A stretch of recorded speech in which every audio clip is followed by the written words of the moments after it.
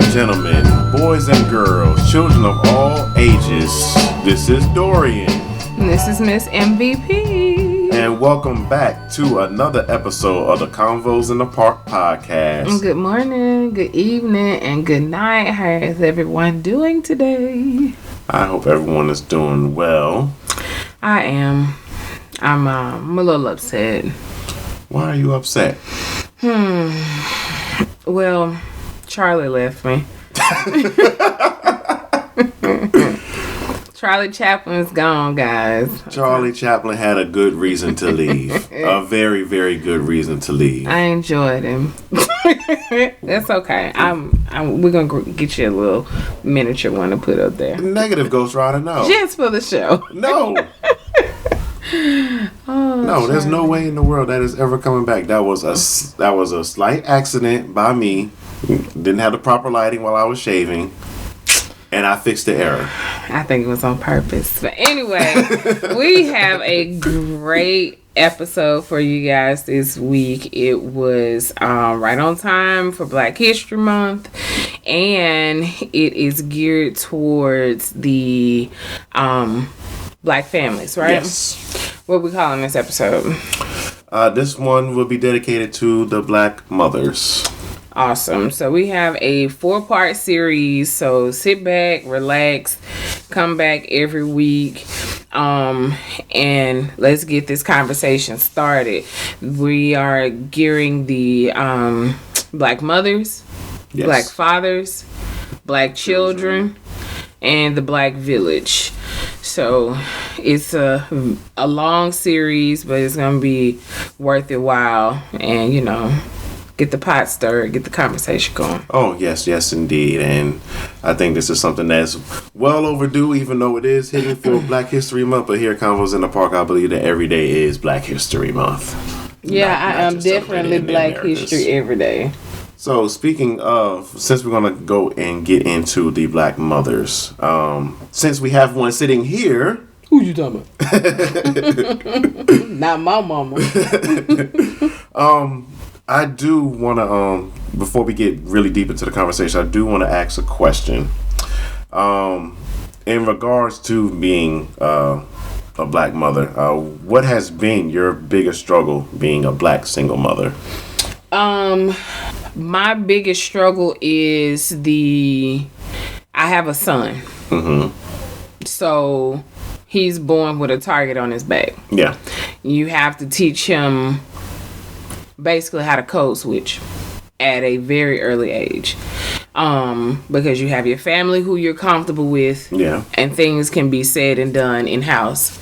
Then you have your friends and your extended family where yes, things can, and no, things cannot. Right. You have to learn how to code switch, and then he has school. Right.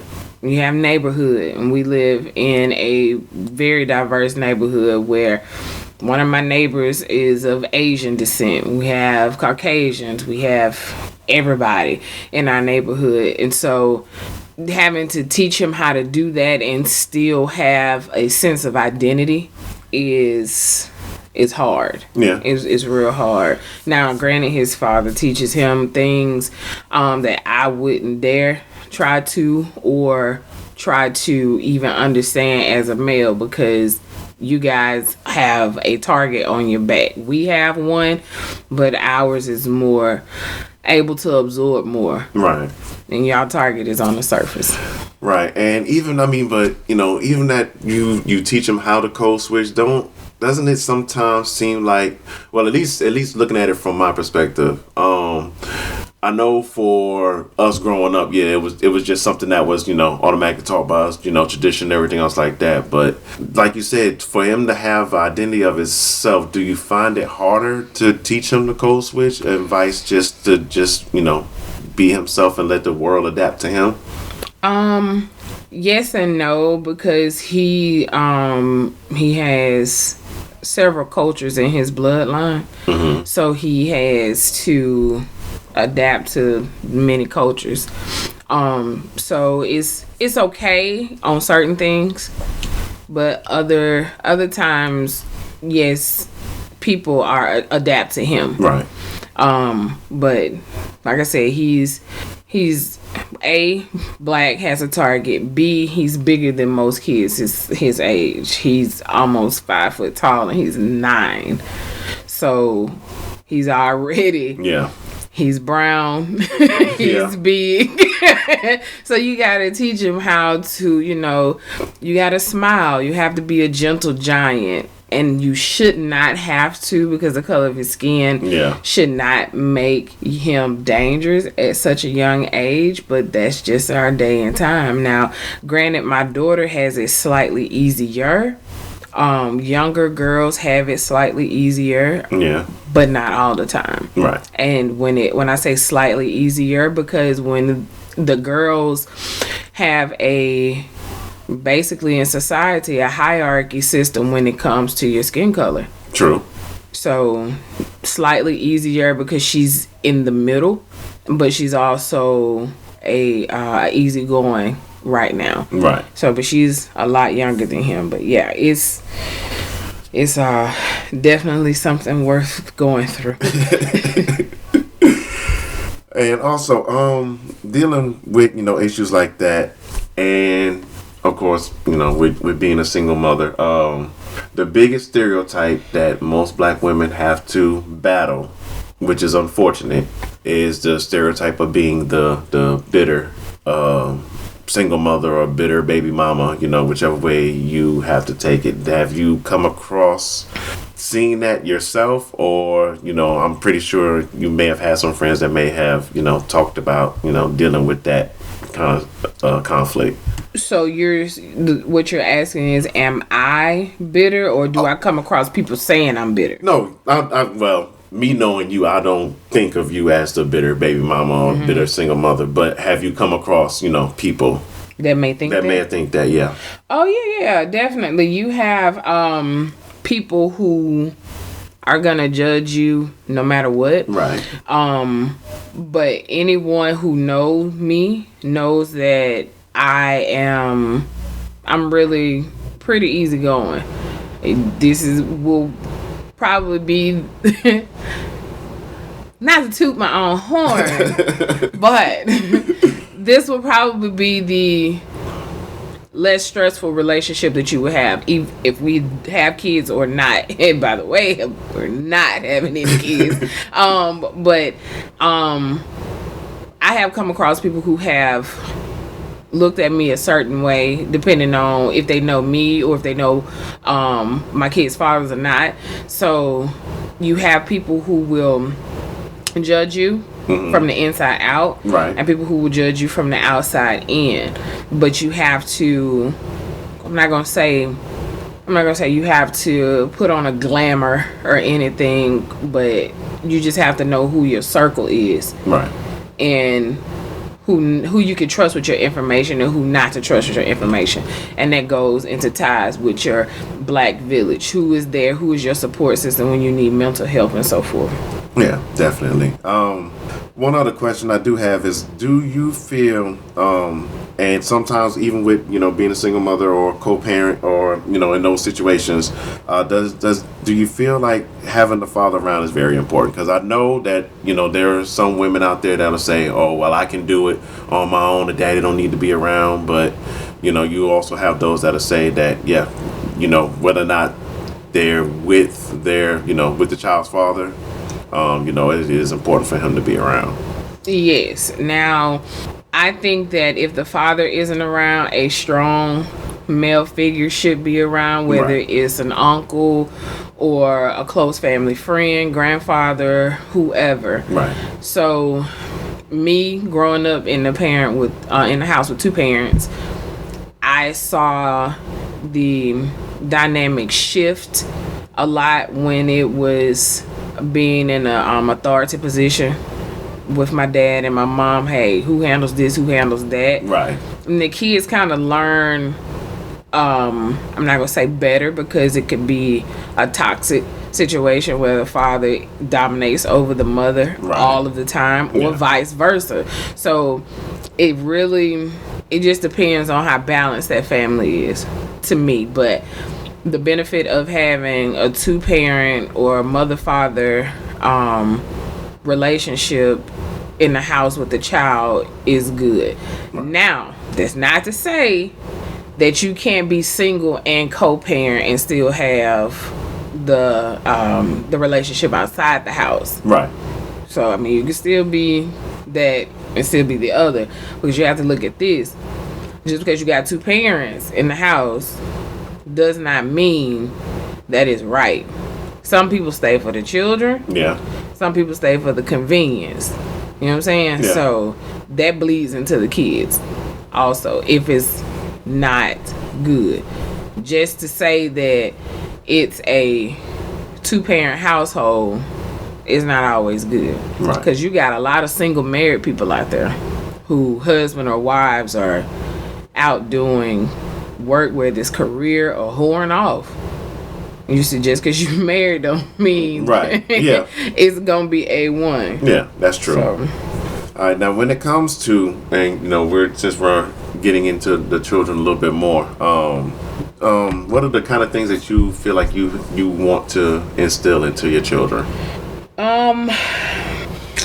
Definitely have confidence.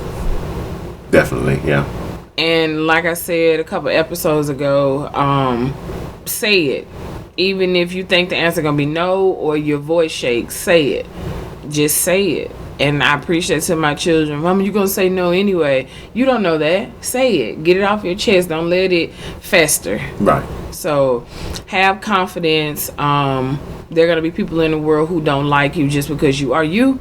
So do that. I have people who don't know me and don't like me, but I'm okay with that because my name scares them. Why does my name bring so much fear and temptation to you? Or why does these 7 letters in my first name make your blood boil and you know nothing about me? Now granted, I'm not gonna toot my own horn again. Sounds like you are. Once you get to know me, I am very lovable, but don't let my name and my face intimidate you. I have a bad ass resting bitch face.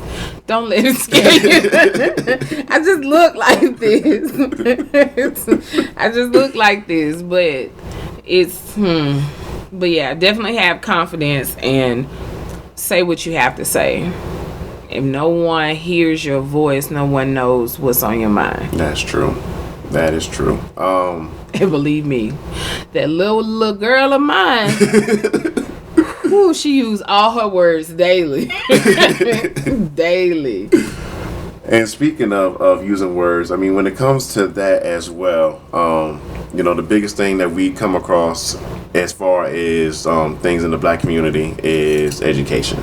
Sometimes either based on where we are geographically in our cities, or maybe some different, maybe we have opportunities in other places. But what has been the biggest struggle for you when it comes to that you've seen so far as education, whether it be at the actual school, daycare, or even the interaction that you have here at the house where you have an opportunity to teach them something?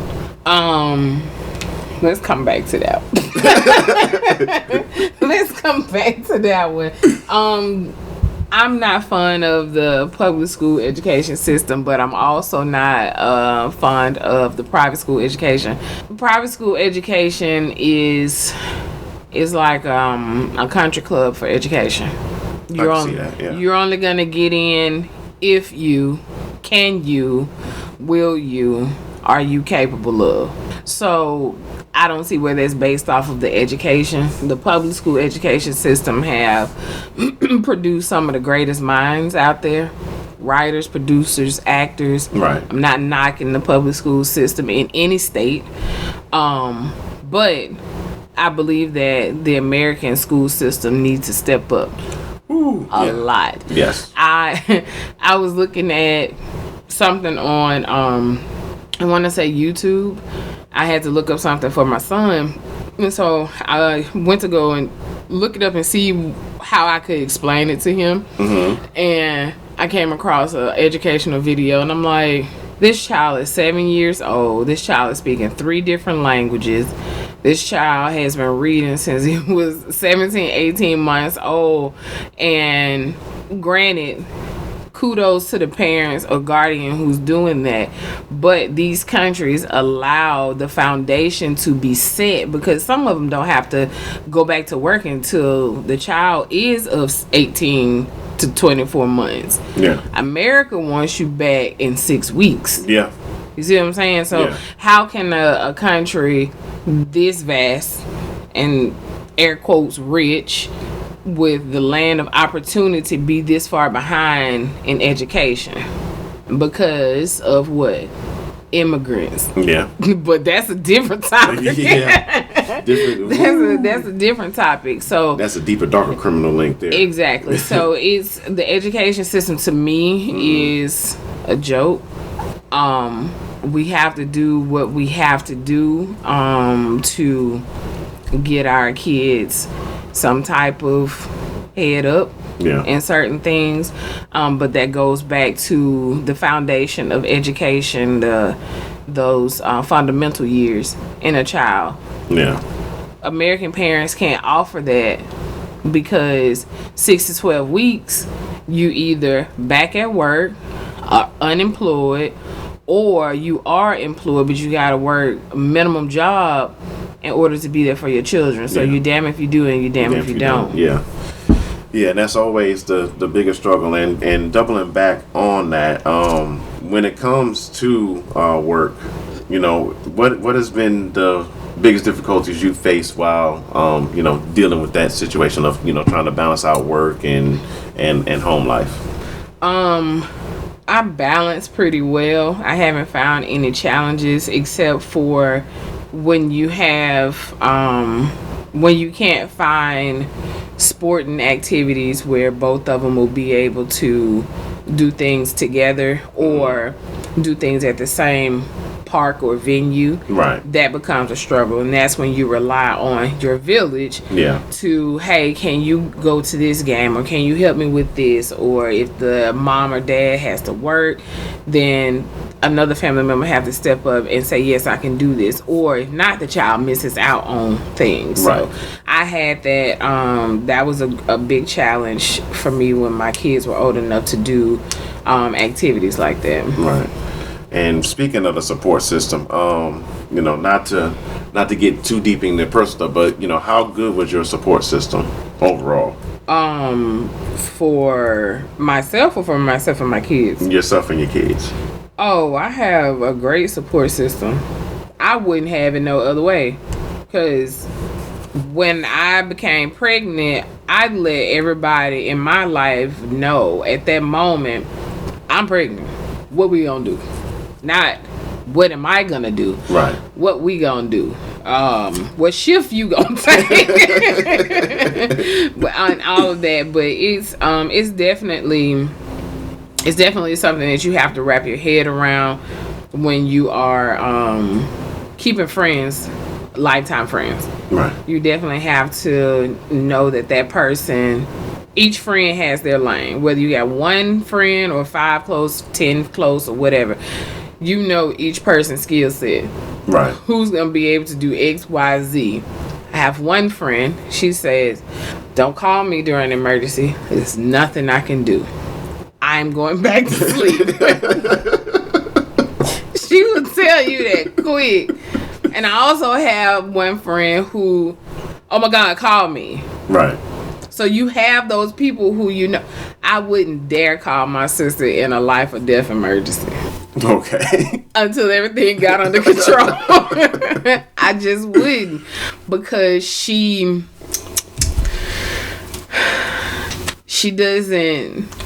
okay during stressful situations, but oh my god, I won't say dramatic because I don't want to hurt her feelings, but it's close relation. So you have to have that. You got to know everybody has their own lane. I had a great support system from my family and friends, and My dad was a great big help. My mom, what she could do, she did do. Right. But they are definitely Papa's grandchildren. They love their grandfather. So Right. yeah. All right, and going into that, the dating scene, how difficult has that been? Would we like to talk about the success or the unsuccess? We can go the whole spectrum. I hadn't had any complaints. Hey, can we go out on the date? Children don't even have to be involved. Don't pop up with me no last minute crap. So, when you set your standards and set your guidelines, Right. those who want to comply will get in line. So, other than that, I don't have any issues. After my dad passed away, it's still kind of fresh. I do have an issue with that, but I'm not focusing on dating right now. I'm kind of, just content with being with my family, especially during COVID. Fuck you. Fuck you. But yeah, so it's definitely something that you have to look forward to. But once you set your guidelines and your standards and you say, I'm gonna do this with a purpose. Right. If I'm gonna date for fun, let the other party know. If I'm dating to become into a long-term relationship, let the person know. Don't just assume that the other person wants the same thing. Right. Somebody will get their feelings hurt and some things ain't gonna work out.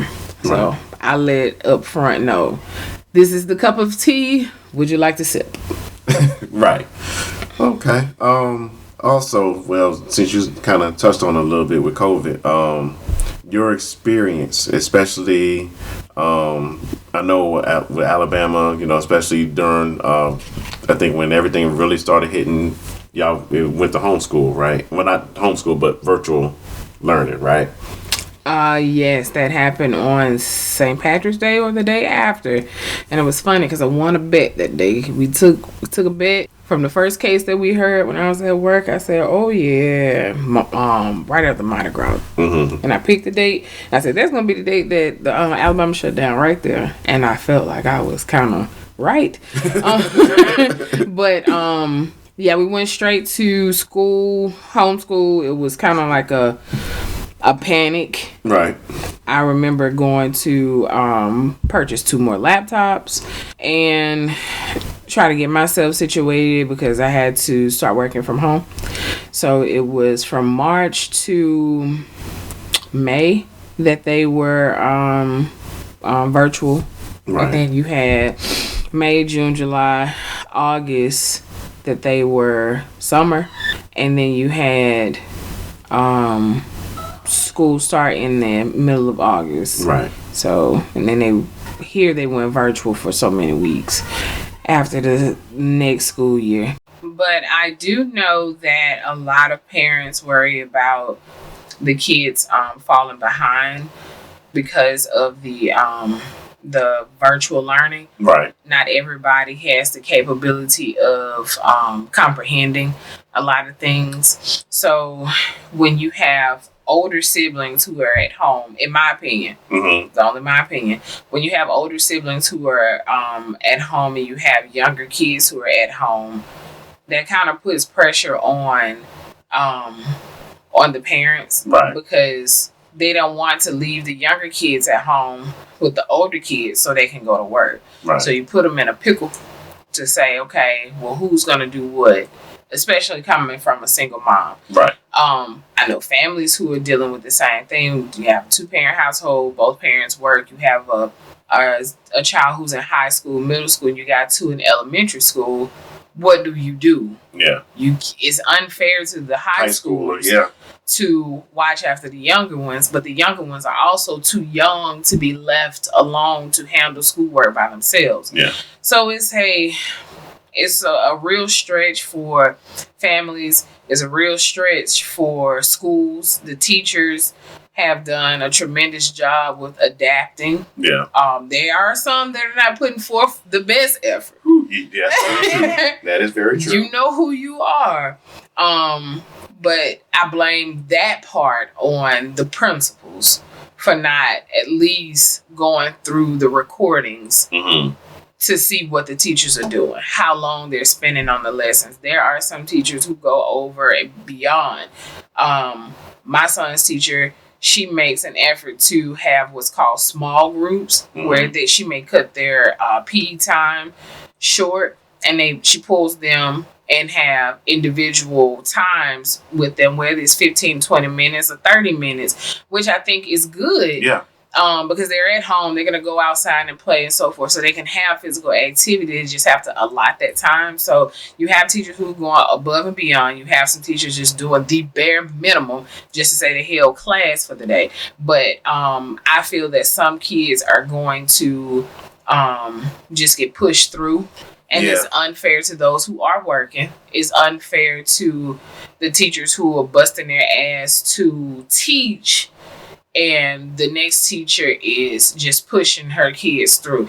Now, each teacher does know their students' capability. Or should. They should. Just like a parent should know their child. Yeah. So you may give them an extra point here and there to just get them to the next grade level, but you have, again, teachers who are busting their ass to make sure that their 20, 25 kids are learning and comprehending the education. So it's definitely something that has to be worked out. But with that being said, that heifer that was over the education superintendent Benson DeVos, she's there no more. Yeah. She turned her resignation a couple weeks ago, so she's there no more. Yeah, thank goodness for that.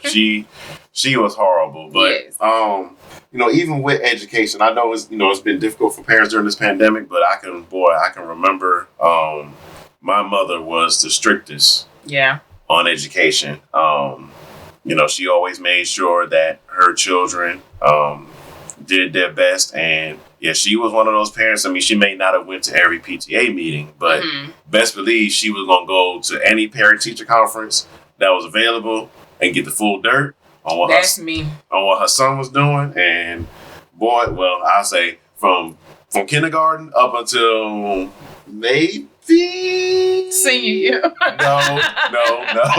From kindergarten all the way up until 9th grade, I was good. They had the teachers. Oh, Dorian was so good. Here's his reports. 10th grade hit. Boy, it was a total different side of Dorian. So you start acting the ass when your hormones came. Your hormone monster. Pretty much, because boy, I swear, my 10th grade year, I was going to Manhattan Center for Science and Mathematics. So you name dropping? Okay, just once. Bougie. Boo. But around that time, I knew from my first to fourth period, I knew the report's going to be great. It was after lunch that I didn't want my mother to go to, so I was like, okay, I was trying to find a way. I was like, okay, well, teachers are busy, let's go ahead and go. My mother was like, we about to go to every grade and every block and make sure that you were covered. So by the time she got to my social studies teacher, boy, that's when the bomb started dropping. Social studies is one of my favorite subjects. I liked it, but at that time I just wasn't trying to be at school. I wasn't. So by the time the social studies teacher saw me and my parents walk in, she looked at me. She told the parent she was talking to at the moment, "Excuse me. Hey, Dorian, nice to see you after so long." And your dad had his face on. Yeah. But no, my father didn't show up to that one. Oh, okay. So it was just me and my mama. But, so she had her face on. Yeah. Okay. Yeah. Sorry, Mom. Just to say, but. Yeah, I heard the worst of it, but again, as long as I was doing what I was supposed to do as far as education, it was no problem. I was, she let me do the track team and everything else. But once the grades started declining, no track, no drawing. So with you being, you tackled the single father for a year. Well, a year, some change. Going over from taking your daughter to school to being thrown into virtual for a couple of months. How did that? What was the coming from? I know this is ahead of the game, single father, but we're talking about education. Right. How did that? What was the challenge in that? Going from dropping her off at school, had a routine, or she getting the bus. Right. She got the bus. Having a routine to within hours of notification, our lives changed forever. That was definitely rough. Especially, of course, the school, where I was at in Mississippi, they would send emails, or first we would get the text notifications stating, school would be shut down, this and that. So then after that, then it was just making sure that they actually gave out the Chromebook. So just making the appointment to pick up the Chromebook for school. And the first couple of weeks when they shut down, I was able to take off without any problems from the company. Thank goodness for that. So it was just getting her adjusted to doing the schoolwork, and then once my time off was over, it was again counting on my support system. I reached out to my mother. Hey, Mom, this is what's going on. Can my daughter stay with you while and yeah, and they pretty much kept on the same schedule that I had her, because it was just. Kept that routine. It was, and of course, it wasn't as strict with the Zoom meetings. Then it was just okay. You need to make sure these assignments are done. Yeah. For the week. They just want to make sure they see everybody. Yeah. Well, it wasn't even seeing. It was just with the school that she was at. It was just they just gave out assignments, and then you turn them in before Friday. Mm-hmm. So yeah, just kept on the routine of first thing she wake up, get herself together, and then. She could do schoolwork. Once all the schoolwork was done, that's was time for her, then she could do whatever. So let me ask you this: going back, you have high school, middle school, elementary school. Yeah. How would you think that would affect your life if she was younger elementary school? What would your challenge be? Because we have it all around us. Yeah. You have it all around us where people are faced with that. The people who wanted to have their kids a year apart are regretting regretting even having, because you got maybe two of them in the same grade. Yeah. Right now. Yeah. So. And if she was younger, I think it would be a little bit more difficult for that focus. Thank goodness by the time, all this stuff hit, she was pretty much... She knew a pattern. She knew what she had to do, so it wasn't much. And by the time I usually got home, 9 times 10, schoolwork was already done unless she had a question for me. Mm-hmm. And like I said, we kept that rhythm. But yeah, being younger, I don't know how I would have dealt with that, because again, I probably would have had to work something out with my job just to be able to be at home, so that way I can give her that focus. Because in those younger years, it's just me, myself. I don't like, my responsibility is my children. Mm-hmm.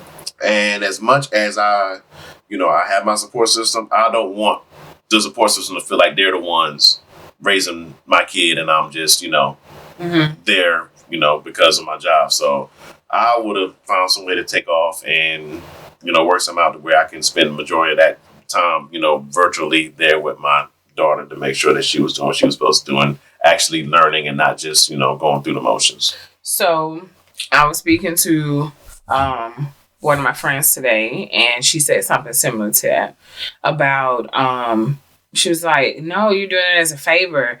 It's not a requirement to do that. And I was like, it's not as it's a requirement. After she got off her rampage, I was like, yeah, but listen to this. You know what I'm saying? So you have support systems where who's going to be there for welfare checks, mental checks. Do you need anything? You want to go out to eat. You need some quiet time. You need me to help the kids with a project, so forth and so forth. But you also have that support system that said, go. Bring the kids to me. Go take a bath. Yeah. Go for a ride. Go just sit for a minute and clear your head. You have those support systems. So we definitely in these times have to definitely be humble. Yeah. When you have to ask for help, and have a support system that is going to not only check on you, but a support system that is going to call you out. Right. My friends have no problem calling out. No, you need to stop doing this. You need to let somebody else do that. You have to have somebody who's gonna tell you to sit down. Yeah. So definitely humbling yourself is another thing. That's your mental health tip for the day. Humble yourself. Yeah, because I mean, like you said, it can be difficult sometimes, especially not to, again, like, we're not trying to jump episodes, but yeah, it's definitely hard for me to try to deal with certain things as far as making sure that my daughter's taken care of and I'm there and being able to support her any way, shape, form, fashion, whether it be as soon as I get home and she's done with her work, she just wants to spend time with daddy. Either playing Fortnite, playing whatever, or outside, throwing the football or playing basketball and stuff like that. But yeah, it can be difficult at times, and I try to balance it out, especially with me being in Mississippi by myself for a while. It was just, I just had to be able to, like you said, I had to be able to set that time aside to where I could just breathe. Yeah. Go to the bathroom. That's somebody knocking on the door 12 seconds later. Goodness.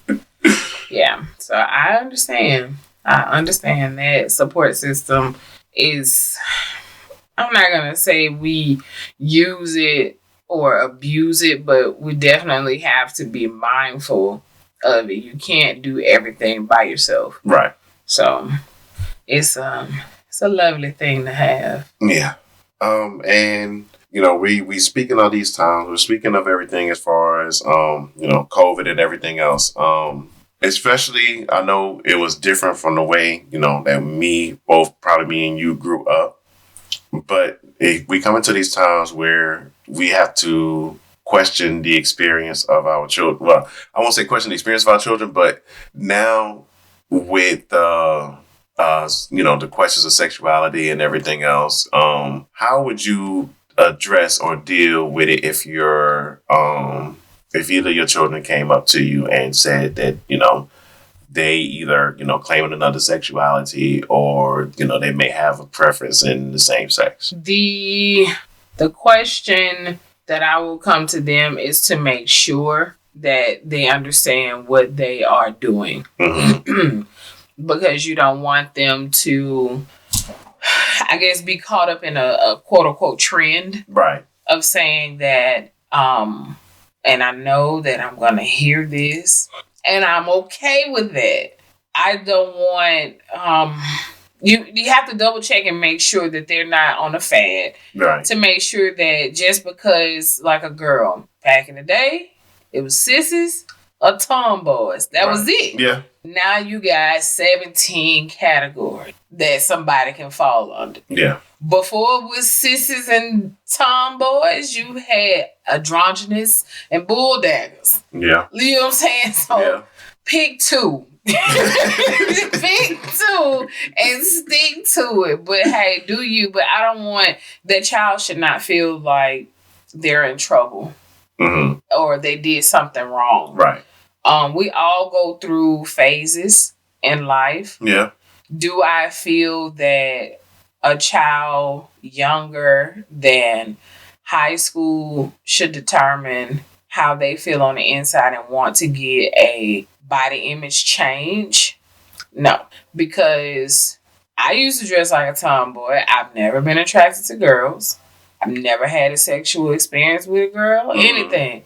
But that shit was comfortable. And I was okay with that. I didn't care what you thought about me. You know what I'm saying? Like, right. A lot of tomboys do that. Yeah. They go through their little boy phase, and then the first time that the boy that they like say you cute, is that boy clothes where? Like, I'm too cute. Arch my eyebrows. Like, so you got to make sure that that child understands that once they do something, it's not necessarily permanent. Yeah. But once you start bringing knives into the picture, it's permanent. Yeah, it comes permanent, yeah. So weigh out the pros and cons. Let them know, experience. Me, I have not had that that thought, but I do know someone who is going through that. Mm-hmm. And I is with a stepchild, so I don't know the child, or I didn't have the watch the child grow up. Right. So it's funny because it's a girl, that she is maturing in her body, but she doesn't like it, and I'm like, she's blossoming, she's becoming a young woman, right? She's starting everything at the same time. So I'm like, it may just be a phase. Yeah, she was a late bloomer. Yeah. She was a late bloomer, so she thought that this was just the wrong body. That so started developing, period, menstrual cycle, all that's just hit all at once. She last summer, she did not have many breasts. She didn't have her cycle. She didn't have anything. School started, hormones started, breasts started, everything started, hair started growing everywhere. Like, wow. Yeah. Yeah, that's a big bomb to drop. Yeah. Yeah. So my friend who is the stepfather, he's not responding very well because he doesn't understand. He doesn't have any kids. Yeah. He doesn't understand. Yeah, that's always been the hardest part is, How would you feel? I've actually had that conversation. I won't say I had that conversation with my daughter, but like similar to like you said, my youngest, she is a tomboy. She loves sports. She loves video games and stuff like football. That. Yeah, she loves football. So of course with her playing tackle football, that became a question with some of my family members where it'd be, oh, well, okay, she's liking, tackle football. Maybe she's going to end up, being a lesbian and stuff like that. And, I would quickly tell them, like, you can't put her in that box like that because you don't know what could happen. And again, she's still young. So, like you said, it may come to that point where she finally sees that boy that she likes. And then, boom, everything changes. Now she wants to, dress up and impress. In them titties one good time playing tackle football. She gonna sit her ass down somewhere. And it only took one time for my cousin Blimp to tackle me. Rest in peace. I'm like, y'all hit too hard. It's time to stop. I'll watch y'all from the other side of the street. Oh no. Say one time for you pop me in my chest. Nah. Yeah, but similar to you, if she did come to me and start, saying or let me know about certain things. And of course, I think the biggest thing when it comes to that is having that openness to be able to talk about certain things. Because, we, especially when with my generation growing up, you didn't speak unless you were really spoken to, especially when company was around. So, not having that openness can definitely play a huge factor in that. But the kids are exposed to a lot more. Yeah. 10 times more than what we were exposed to. So if they can't get it from you or feel like they are able to share things with you, then they're going to go somewhere else or retreat. And I tell my son all the time, he said when he's afraid to ask me a question and then I bring up something gross that he's done, I'm like, if you can show me or tell me this, I'm sure as hell you can ask me if you can have some Oreos. Yeah. You see what I'm saying? So he was like, yes, ma'am. I'm like, you come into the bathroom and show me things or call me into the bathroom with you and show me things. But you can't ask me for this, boy. You better open your mouth. Yeah.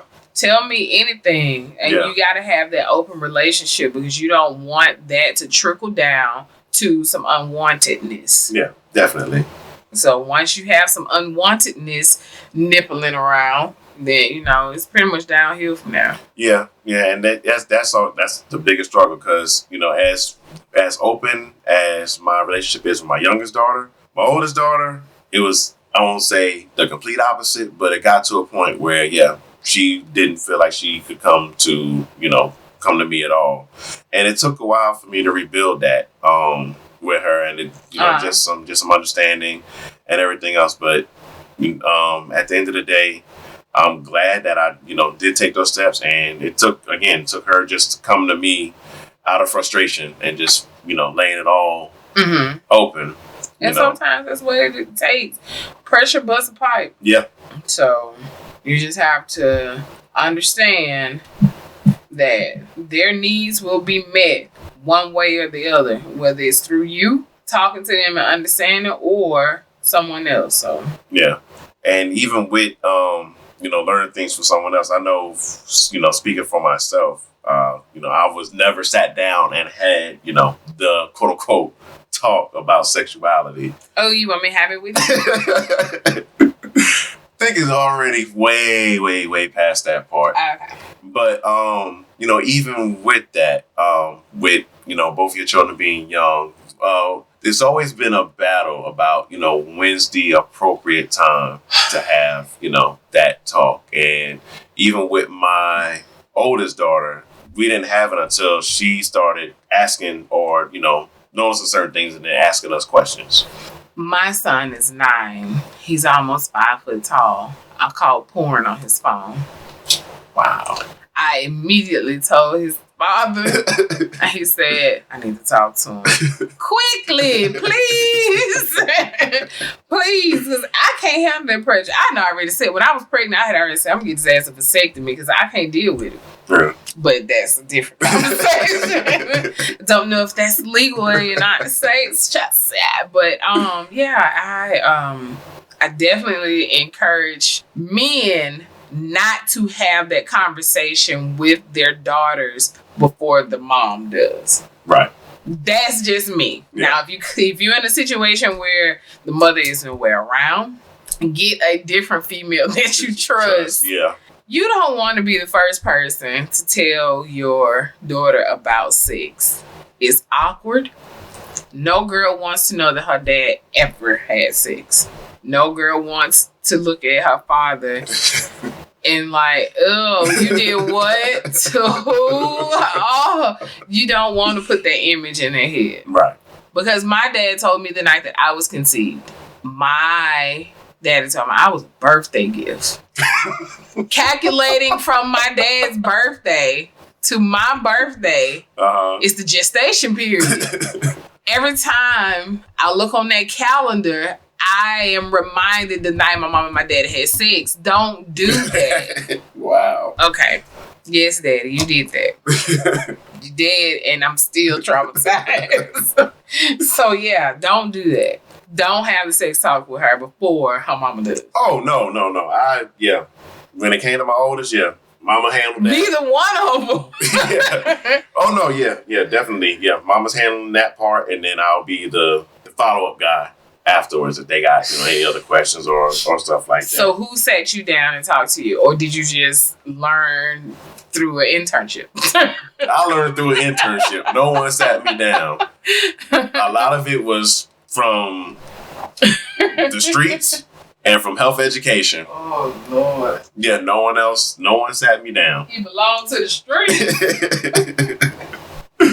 Yeah, that's always the roughest part, is trying to deal with that. But I'm glad that I didn't have to deal with all that by myself. And again, once I got older and kind of realized it, then I knew that at that point it was better for me to have went through that, because knowing my parents and the way that they were, I knew that conversation was going to be awkward anyways. And having a mother who was at the time a big holy roller, trying to sit me down and have a conversation about sex, it just wasn't gonna go well at all. I can only imagine that conversation. Ooh, Mama Mac, yeah, baby. Ooh, yeah, you're right. Go to the library. Go to the library. So, You better not be out there doing anything unless you're married first and da-da-da-da. No, I didn't want to hear all that. Nope. Sex is the devil. No, I don't want to hear all that. I never really was sat down with about sex. My mom always told me, and this is how I was raised. My brother-in-law said we were very abused and traumatized children. But my mom always told me that if I ended up pregnant, I'm going to the home for unwedded mothers at a very young age, and you're gonna stay there till you turn 18, take care of yourself. So I was damn near 30 when I had my first child. So boom, she said, y'all gonna graduate without having kids, and we did. We did. My sister, my brother, myself, everybody left high school without having a pregnancy or a pregnancy scare that I know of. And that is, that's the, now that you're saying that, it just makes me reflect on it, because it's like, yeah, I didn't have my first child until 2008. So even having her, at that age, and even then I was 27, about to be 28. So yeah, that was the first time I had a child. So, even with the black, well, I won't even say it's not even just in the black community, but overall, having children at a young age, seems like something that we both have deterred from in that essence. Do you think that is it because of education and talks with our children that they end up having babies at a younger age? I don't know, because kids or from growing up, people who we didn't have access to sex education in middle school. There were a lot of teen pregnancies in middle school during my era. So I'm not sure. I knew I never wanted kids. I was going to be the drunk auntie. I was going to be the drunk auntie and, come home during the holidays and send you money and shit you don't need throughout the rest of the year. So I was going to be the bailout. But I don't know. I don't know what makes people have kids young. I really don't. I guess we could do a segment on that and have people email. Maybe we could do a live and talk about that, because it is something that's prevalent. Yeah. It's something that's 9 times out of 10 not going to go away. Yeah. But I don't see a problem with having kids young. I don't want nobody to think that. I do think that it becomes an issue when it comes towards discipline. Right. And because if you're only 14, 15 years older than your child, when they become teenagers, you're only a couple of hours older than them. You know what I'm saying? Yeah. So they're going to be like, really? I can't go to the club, but you can go to the club. So it's kind of like you got a double-edged sword. And that if you're a great teen parent, you have to sacrifice. Yeah, definitely. So I didn't want to have a child young because I did not want to sacrifice. I wanted to be stingy, and I'm okay with that. Right. I didn't have, I don't think, any repercussions or anything like that, and I'm glad I was able to enjoy my life then, right. Considering that, my dad just passed away. If I would have had a child younger and I was selfish then I gotta, raise my children now, I have no real support, but that's a different subject. But yeah. Yeah, because even just thinking about that sometimes, it's like you just said, if a child has a baby young, then they're missing out on a lot of their time where they could have been having fun. And sometimes, that can lead to regret on their behalf, or it can lead to the syndrome where it's a stereotypical grandma's mommy and mommy is Jan kind of situation. Yeah, definitely. Most definitely. Child very rarely sees you. One of the videos that I saw, if you raise your children, you spoil your grandchild. But if you spoil your children, you're going to have to raise your grandchildren. Yeah. So it's like, makes a good point. Yeah. When you see your relationship between parents and grandchildren, you definitely know who got spoiled and who didn't. Yeah. Me, not spoiled at all. I don't care who's listening. It's a difference between being spoiled and spoiled. True. True, very true. So in closing, what advice, what inspiration, or what could you give to the listeners, especially the black mothers out there, that any jewels that you could drop on them, or any advice you can give them? Well, first and foremost, I am not a professional. Right. Seek professional advice if you need it. But coming from a single mom, watching single moms, I have learned that you definitely have to be selfish. That ain't got nothing to do with food. This has to do all with you. Now, if you have younger kids, you definitely need to seek a more stable support system. But if you got younger kids and kids who are able to do for themselves, I'll say 5 and older, you should definitely be selfish. Lock the door, turn the radio up so they can't hear you, you can't hear them. Go sit in your car, go for a walk. Just do something for yourself, whether it's 5 minutes or 5 hours. You have to disconnect. New moms especially. I remember closing my door in the room and my son was screaming at the top of his lungs. You would think he was on fire. He was laying there. That's it. Nothing was wrong with him. He wasn't gassy. He wasn't dry. He wasn't wet. He was dry. He had his bath. He had his bottle. He was just being a brat at that moment. Nothing was wrong with him. I just politely got up, closed the door, and went downstairs. And that's what you have to do. Take a breather. Separation. Right. Just like if you get frustrated at work, you take a break, you go back. So you have to think of life like that. It's an unpaid job. Without killing each other. What do you have any advice for single moms coming from a single father? The only advice I can give up, first I will start by saying that being a single father for some time, or co-parent, whichever way you want to say it, but having my youngest to myself and having to raise them, I salute single mothers out there.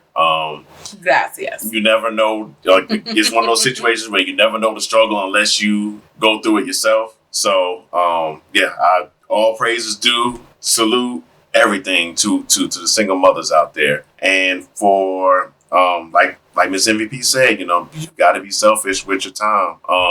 And just, again, the biggest thing I can say is, even if you do have them young, or I know it can get very frustrated, especially if you have multiple kids and, you're trying to balance everything out. Definitely try to take time for yourself. And if you get overwhelmed, go back to your support system. And if you do not have a support system, then try to seek some professional help or reach out. I think there are some resources where you could probably get support in some form or fashion, Salvation Army or whatever, the case may be. But definitely at the end of the day, make sure your kids are in a good mental state.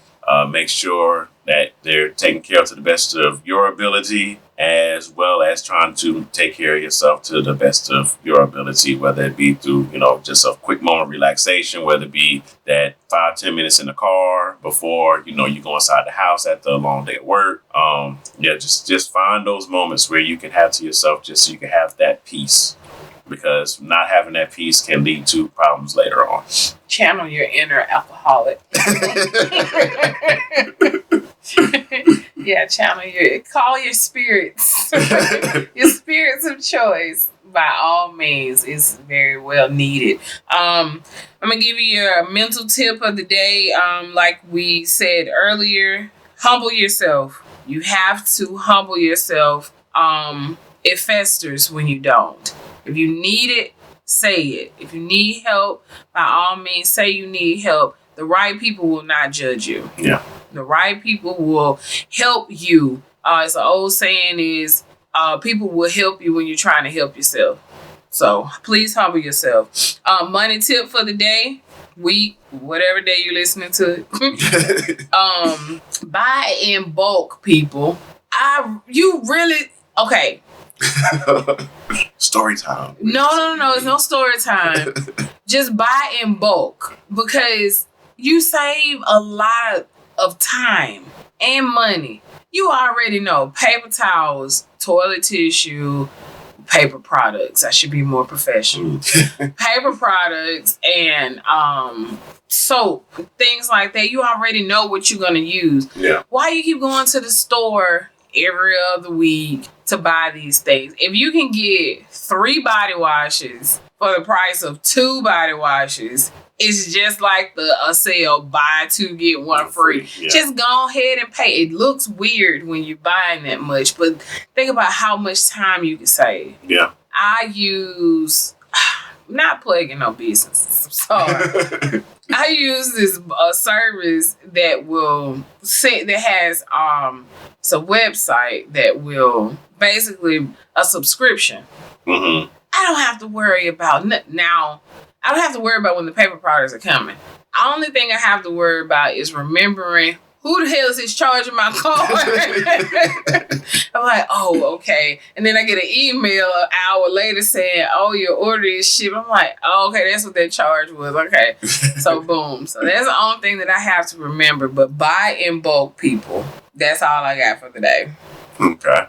Well, thank you for listening into this episode. And if you have I gotta do. Okay. If y'all watched the inauguration, you got any pictures, I would love to see them. What's the Twitter handle? I'm under the influence. The Twitter handle is at Convos in the Park. DA Park. It's little ratchet in the old Twitterverse. Yeah. Convos in the Park. Yeah. On Twitterverse. Yeah, I would love to see some pictures if you watched it or if y'all had an inauguration party safely. Or if you have any exclusive behind the scene pictures or whatnot, I would love to see them. Tag us in it if you don't mind. We'll definitely give you your verbal credit for that if you don't mind. Yes, and as always, again, like I was saying, if you got any stories that you would like to share with us, you can hit us up at Convos in the Park on Twitter. Hit us up on Facebook, or you can email us at convosinthepark@gmail.com. Yeah. Make sure to tell a friend to tell a friend. Let's get the word out there about not only this series, but the podcast itself. So again, if you enjoy it, please spread the word.